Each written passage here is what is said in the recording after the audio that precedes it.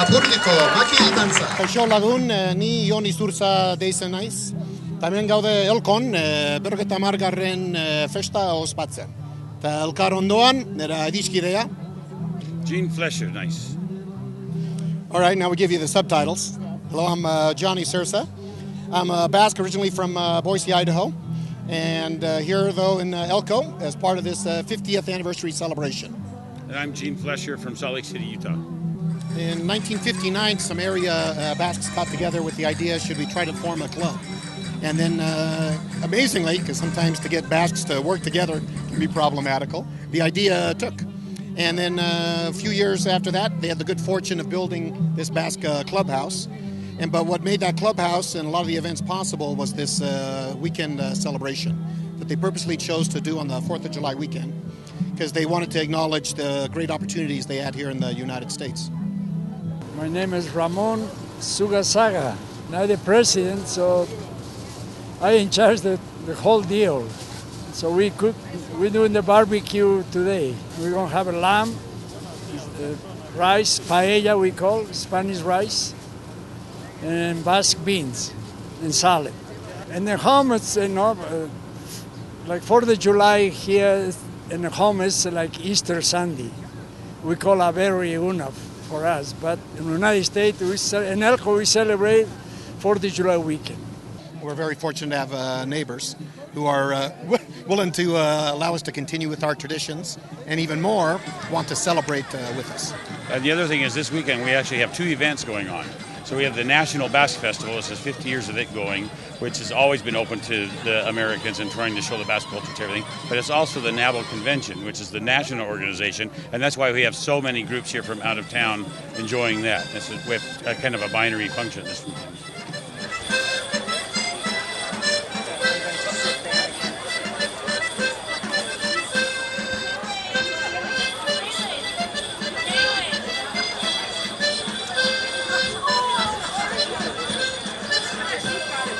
Well, my name is Teresa Franzoya Anacabe. I was born and raised in Elko, Nevada. I was fortunate enough that my mother, who married an Italian from California, it was really important for her, for us to learn how to speak Basque, because she grew up in a household where both of her parents always spoke Basque to her, and so she grew up learning that language, she wanted to carry it on.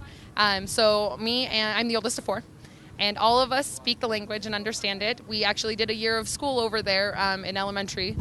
The core of the Basque culture ultimately comes down to the language. The Basque name for themselves is Euskal Jaiak, which loosely translates into those who speak Basque. That's how historically Basques define themselves. So it's always been one of the key elements, but it's always been very difficult outside of the Basque country and in some instances in the Basque country to keep this minority language alive. Any language with less than 1 million speakers, the United Nations lists that language as endangered. The Basque language was put on that list potentially as being endangered, but it's one of the few languages now that's actually seeing a resurgence. More and more younger folks are learning the language. Yes, in the Basque country, but we're happy to say also here in the United States. There's a concentrated effort on behalf of the North American Basque organizations to collaborate with locals and promoting Basque learning opportunities. Here at San Francisco, you here? Doesn't sound like it. I think they're still at the casino. And another home run. My name is Gracian Echeverria. I'm a first-generation Basque from San Francisco. And so both my parents were born over there. And we've been coming to Elko for the 4th of July off and on. Well, I'm 31 years old, and so off and on for 31 years. I'm Bob Echeverria. I'm a 41-year resident of Elko, 41 years of Basque Festival. Even though this is the 50th Basque Festival, I'm still a new kid on the block. 6 times past president of the Elko Basque Club, 7 times past president of the North American Basque Organization. All my sons danced and all their children danced, and I have one son that is fluent in Basque.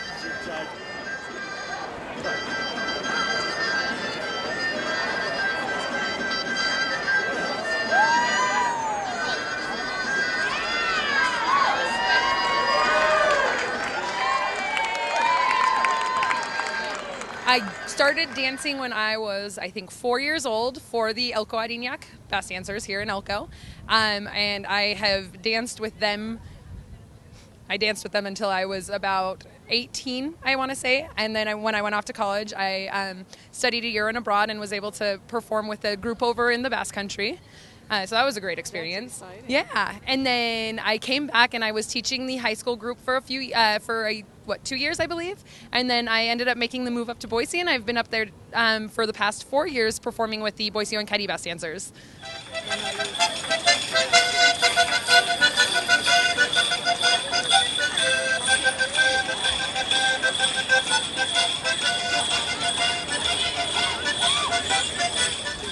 I am like the roaming dancer. I have helped dance groups. Obviously, I've danced with Elko, I've danced with Boise, I've helped Salt Lake's dance group, I've danced with San Francisco. Every dance has a little subject line to it, and so do all the songs. And the songs they're basically like everyday life, you know, making cheese or falling in love with the neighbor's daughter, it's just like very simple things, but from a long time ago.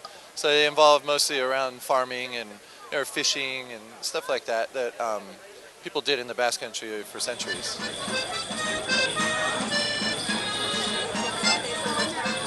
It's called Gorulari. It is the weaver's dance. In the dance style, there's a lot of crossing. It's supposed to mimic the weaving of cloth and represent intertwining lives and people you meet. It's from Vizcaya, which is on the Spanish side of the Basque Country.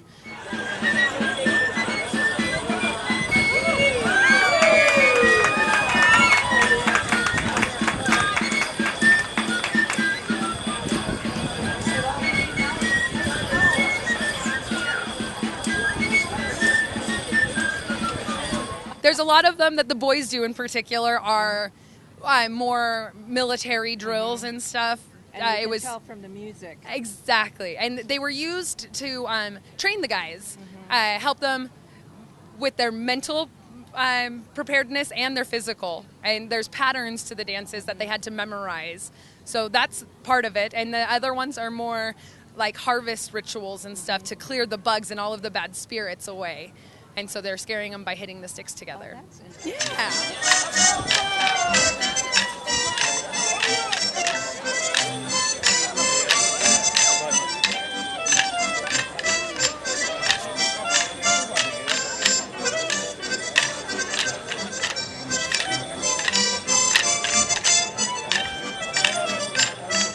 We'll have wood chopping, weightlifting. We've got 7 dance groups here from all over the United States. We've got homegrown musicians.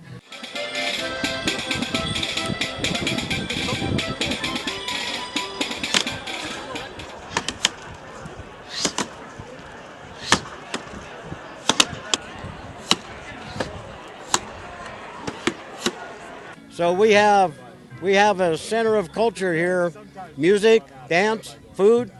That's what it's all about. See, the 3 most important questions for Basques is number 1, who are the Basques? Number 2, where do they come from? And number 3, where are we going to dinner? I play handball, one of the Basque sports, amongst other Basque sports, but I also am big into food and making your own food and raising your own animals. And lots of Basque people they come from farming backgrounds, as were my parents. We make different kinds of sausages. One is chorizo, which involves just pork meat and different kinds of red peppers and garlic and salt and pepper. Another kind is blood sausage. Then we have a third kind, lukenka, which is basically like chorizo but without red pepper.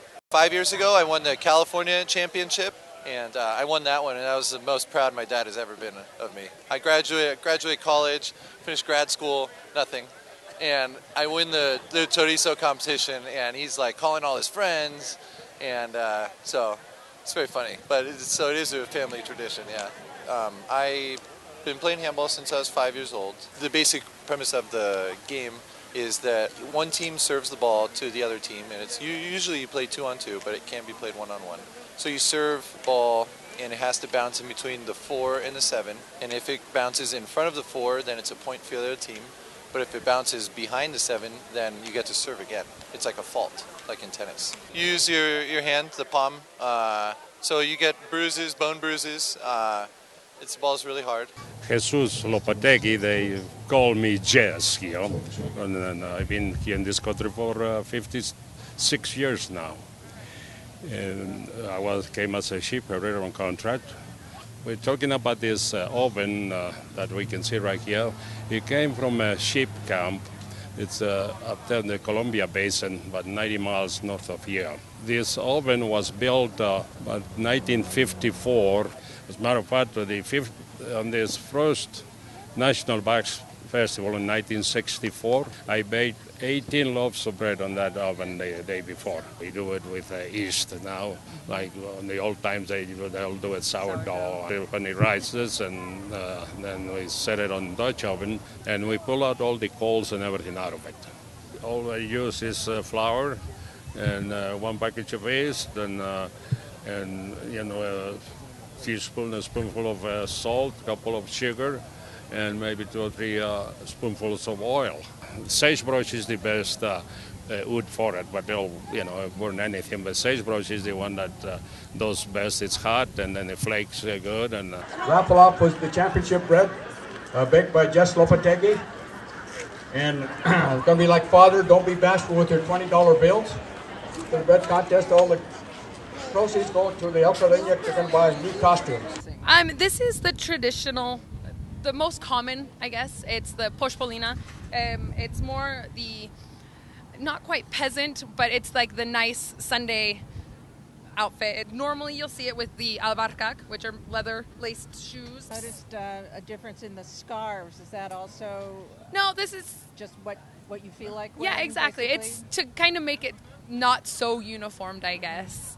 But so that there's some individuality exactly within the dance group. And that way, if you can't find a certain scarf or pattern anymore, you're able to just continue gathering more and adding them to the groups. I'm also a musician for the group, so yeah.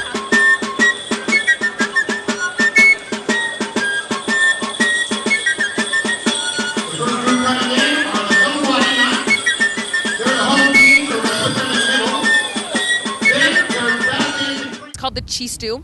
It is now typically made of plastic, but it's unique. It has 3 holes only, and it's accompanied by a drum, and the same person that's playing the chistu plays the drum normally. And they use that a lot for processions, and there's different music for all of the different towns and whatnot. And so certain areas use the chistu more, and some use like the accordion more often. There's also an alboca, and it's a 2-horned instrument with 2 reeds, and it requires circular breathing. It sounds like a bagpipe without the bag. And we actually have people in the States that play all of those instruments. So it's unique for us and a great experience to keep on the music tradition as well. Oh, they have the chingara carrying, which you'll see in like almost all the Basque picnics. They used to do it with milk pails, full of milk, big heavy ones, and basically these are 45 kilos each, so it's like 90 pounds on each hand that you're carrying at your side, and you got to go back and forth like 100 meters, and so you go around and back and forth, and whoever can carry it for the longest distance wins.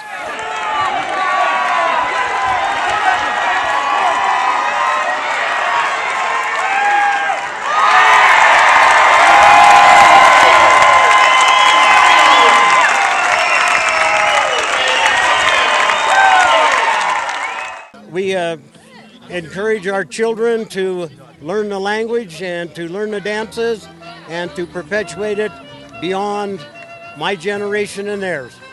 I've just been brought up in a community that is so Basque that it's just part of who I am. Like, I'm very well known, especially in Elko, as a Basque person. Growing up here, going to high school, everyone was like, oh yeah, Teresa's going to be at the Basque Festival. It's just part of who I am. I think that's part of why I moved up to Boise, because I have a really strong Basque community up there as well. Yes, that it wasn't as big of a change, and I had a good group of friends, and I was able to keep dancing, which I love to do, and learn more, and hopefully I'll be able to bring it back. Keep teaching it to the younger generations and encourage them to keep going.